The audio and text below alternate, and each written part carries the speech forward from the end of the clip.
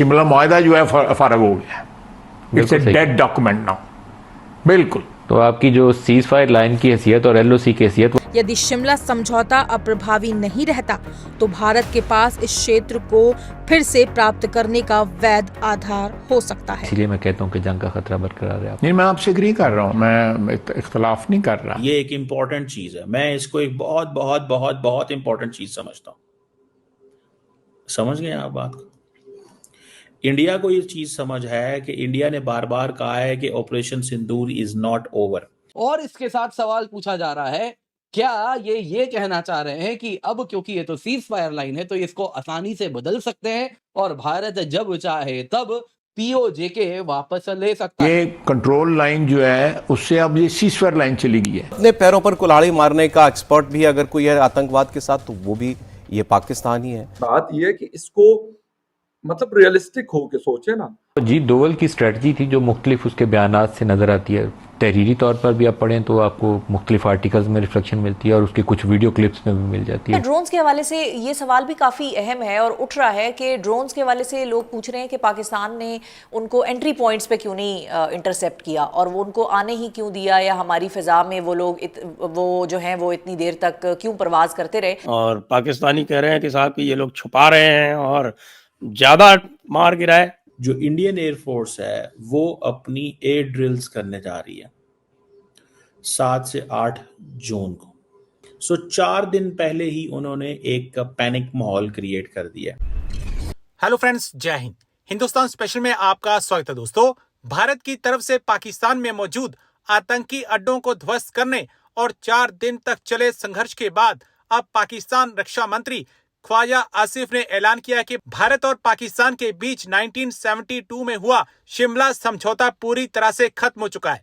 Pakistani news channel को interview देते हुए पाकिस्तानी रक्षा मंत्री ख्वाजा आसिफ ने कहा कि न सिर्फ भारत पाकिस्तान के बीच हुआ शिमला समझौता खत्म हो गया, बल्कि यह समझौता अब एक डेड डॉक्यूमेंट है। इतना ही नहीं, पाकिस्तानी रक्षा मंत्री ने कहा कि अब भारत पाकिस्तान के बीच की स्थिति पुरानी वाली है और लाइन ऑफ कंट्रोल को अब सीजफायर लाइन माना जाएगा।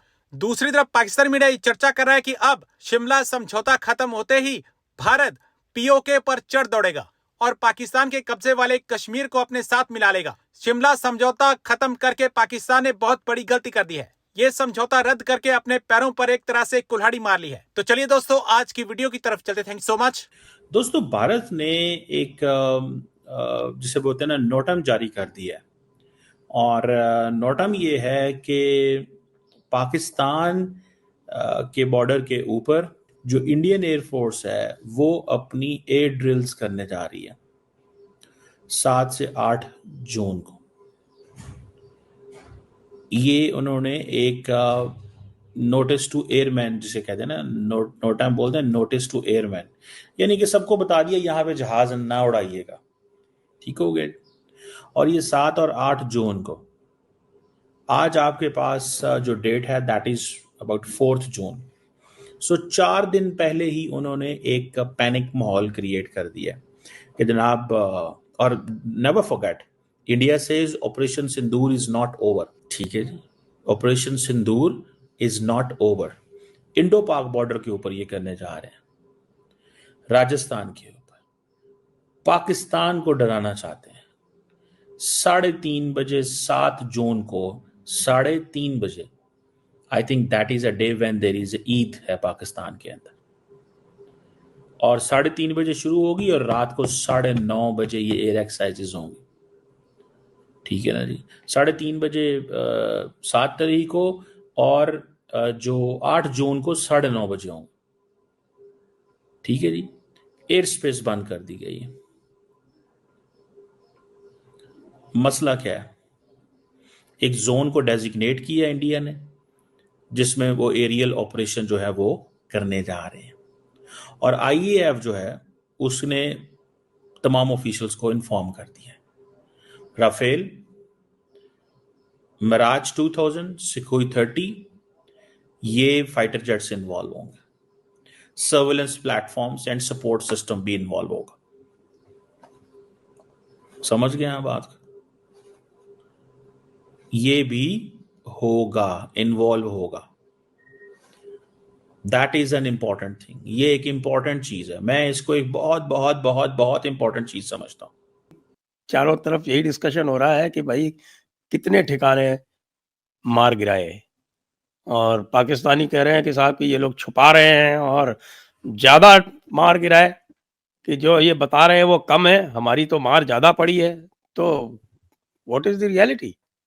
The flavor of the season और the force in action and चर्चा के अंदर जो है वो है इंडियन एयरफोर्स, बिकॉज 90 आवर्स के अंदर जो काम इंडियन एयरफोर्स ने किया है क्रॉस पाकिस्तान, लेंथ और डेप्थ, तरह तरह के टारगेट्स को अटैक किया गया है। और जैसे आपने सही कहा कि पाकिस्तानी कह रहे हैं कि आप तो कम बता रहे हो, सच में 8-10 और टारगेट्स उन्होंने सुना दिए हैं जो वो कह रहे हैं कि हमने अटैक किए। हालांकि हमारी जो पोजीशन है वो हमने बताई है।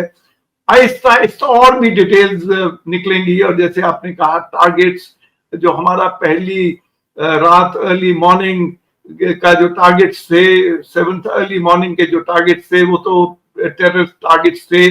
लोग कहते हैं 9 टारगेट्स, एक्चुअली 9 प्लेसेस थी, 14 टारगेट्स थे, तो इसलिए एक कई जगह में मोर देन 1 टारगेट था। और किस तरह के हमने टारगेट लिए, कौन कौन सी टेरर ऑर्गेनाइजेशन जिन्होंने हमारे देश में कितनी दहशत फैला रखी थी, जैसे सवाई नाला कैंप जो है मुजफ्फराबाद में, ये ट्रेनिंग सेंटर था तैयबा का, और इन्होंने टेररिस्ट अटैक किए थे इंडिया में अक्टूबर 2024 में सोनमर्ग में, और उन्होंने फिर अटैक किया गुलमर्ग में, और फिर पहलगाम अटैक में भी उनका फुटप्रिंट था, उन्होंने ही ट्रेनिंग की थी। और फिर हमने स्वेदना बिलाल कैंप जो मुजफ्फराबाद में है वहां पे अटैक किया। This was a staging area, Jaish e Mohammed का एक स्टेजिंग एरिया है, और यहाँ पे वेपन्स एक्सप्लोसिव्स स्टोर किए जाते हैं जंगल के अंदर, और वहां पे ट्रेनिंग दी जाती है जंगल को के अंदर जो टेररिस्ट है उनको कैसे सरवाइव करना है जब वो कश्मीर के अंदर आ जाते हैं। और उसके बाद गुलपुर कैंप है कोटली में, जिसके अंदर बेस कैंप था एलईटी का, जहाँ पे उन्होंने राजौरी और पुंछ इलाके में बहुत एक्टिव थे। जम्मू एरिया में भी उनके दहशत फैलाने का इंटरेस्ट था, और उन्होंने अटैक किया था पुंछ में 2023 में, और फिर 24 में भी उन्होंने वहां पे अटैक किया था। तो उसका एक टेररिस्ट ट्रेनिंग सेंटर था, उसको हमने अटैक किया। और फिर हमने किया बरनाला कैंप जो भिम्बर में है, this was also weapons handling, यहाँ पे एक्सप्लोसिव को हैंडल करना और जंगल वॉरफेयर की ट्रेनिंग दी जाती थी, ये उनका एक कैंप था। और जो 5वां हमने पीओके के अंदर, पाकिस्तान ऑक्युपाइड जेएनके के अंदर हमने किया, वो था अब्बास कैंप इन कोटली, एक फिरदहीन कैंप था एलईटी का, एंड यहाँ पे वो प्रिपेयर करते थे लॉन्च करने के लिए टेररिस्ट को। उनकी कैपेसिटी 15-20 टेररिस्ट को एट ए टाइम ट्रेन करके लॉन्च पैड था।